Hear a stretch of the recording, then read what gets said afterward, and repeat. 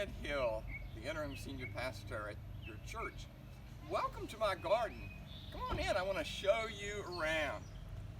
I understand that today's theme is Be Creative, and I've got some bees in my garden that I want to show you. Yes, here we are around the lavender. This is mostly what I call my herb garden, because all that you find right around this part are herbs, and lots of times we find our friends the bees here. When God made the world, God made the plants and the animals, and part of that was making the insects. The insects are just such an important part of our creation because the bees pollinate and they make it so that plants can grow and grow and grow. And just a moment ago we had some bees visiting with us, but they all seem to have maybe flown off right now. But maybe they'll be back because they love this purple lavender. I don't know if the color is what attracts them, but they come to it. And when it was in full bloom about 2 or 3 weeks ago, it was a wonderful sight to see. Herbs are something that maybe you know in your kitchen. There's the, if I was going to make spaghetti sauce, for example, I might come out to my herb garden and I would say, well, I need some basil. Basil is not doing well this year, so we wouldn't have a lot of basil. But then I would say, what about some parsley? And we would maybe put some parsley in, and then I would say, tarragon. And that's very delicious, and I like that. And then we could put oregano, and boy, the oregano just sort of takes over. It's very happy in this place.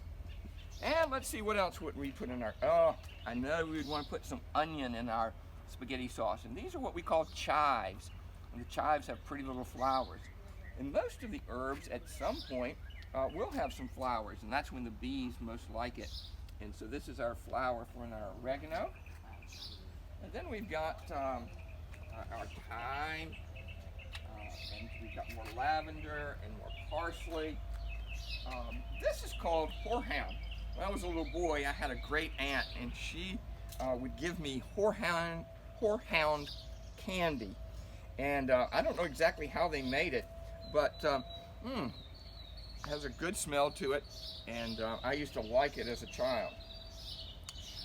Not everything in a garden grows as well as you would like it, and sometimes we just have to love a plant for the way it is, even if it's not exactly what we expected. Several years ago, when we first moved into this house, I said, I want a tree. I want a pretty little tree to go right here in the center. So I went to see a friend of mine who owns a nursery. And a nursery can be a nursery for a baby, or a nursery rhyme, which has to do with children. But plants have nurseries as well. And that's oftentimes where you go to buy something for your garden. And so I went, and I was looking for a tree, sort of like this one. And my friend said, now I have got a tree that I will give you for free, but you need to know it leans, and I don't know that it'll ever be straight. Well, they were going to probably just throw that little tree away. And so I said, nope, I want that tree. And so we got this tree, and it's 12 years old now, and it's always been leaning.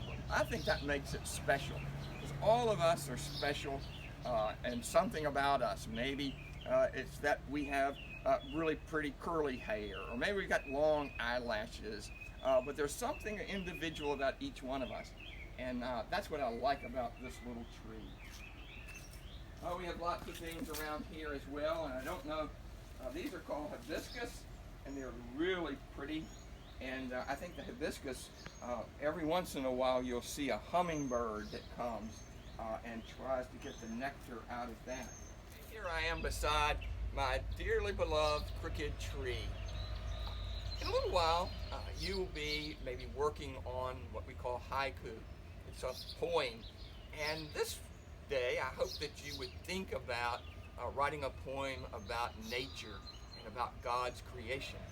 Some words that you might use in your poem would be beautiful, flowers, bees, God, the goodness.